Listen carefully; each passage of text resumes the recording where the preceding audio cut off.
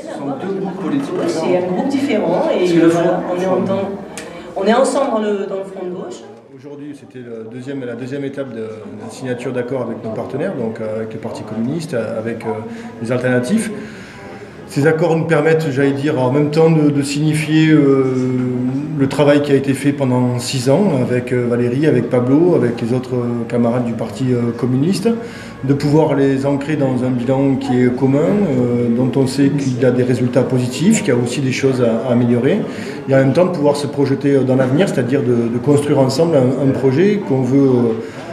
au maximum co-construire avec les Ramonvillois dans le cadre d'ateliers du projet, de rencontres du projet, voire de forums pour pouvoir essayer d'amener le plus possible les Ramonvillois aussi sur de la construction et puis ensuite bien entendu de mettre en place des dispositifs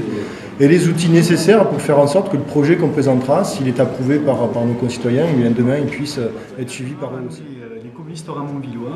dans cette campagne, c'est la continuité du travail qui a été fait, car nous sommes contents et satisfaits du travail accompli, notamment en matière de logements sociaux, et nous voulons continuer à œuvrer pour que Ramonville soit une ville pour tous et ouverte à tous. Nos engagements au départ étaient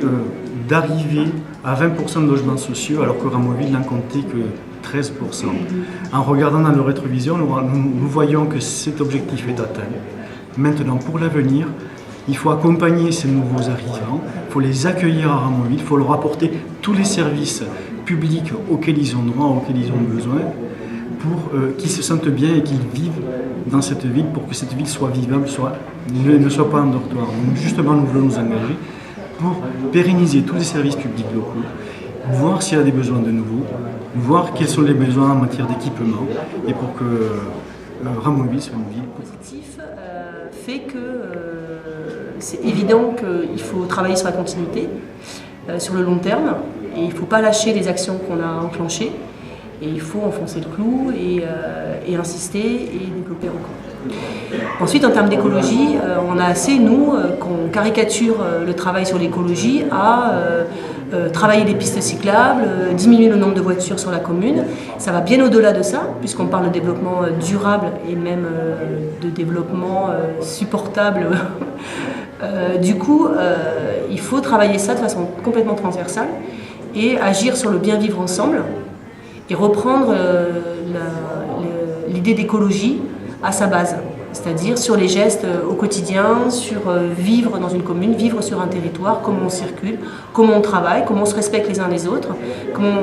on coopère. Et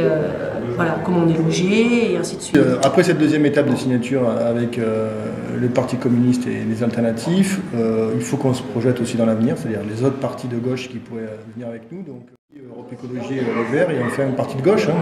qui, je crois, a participé déjà au travail collectif et serait mieux à même de venir avec nous pour pouvoir travailler sur la prochaine municipale.